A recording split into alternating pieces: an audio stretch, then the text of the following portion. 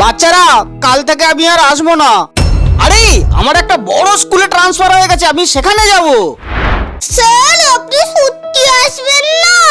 Sir আমাদেরকে আপনার মনে পড়বে না? হ্যাঁ, তোদের মতন গরিব স্টুডেন্টদের আমি মনে রাখবো? হ্যাঁ। স্যারের পছন্দের গাজরের হালুয়া স্যারকে দি, খুব খুশি হবে। স্যার এই নিন আপনার জন্য খাবার।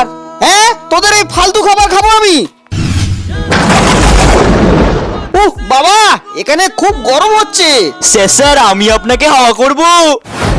দেখ খাতা নিয়ে হাওয়া করছে। আমার ওই বড় স্কুলে কত এসি লাগানো আছে তোরা জানিস? আরে এটা কি হচ্ছে?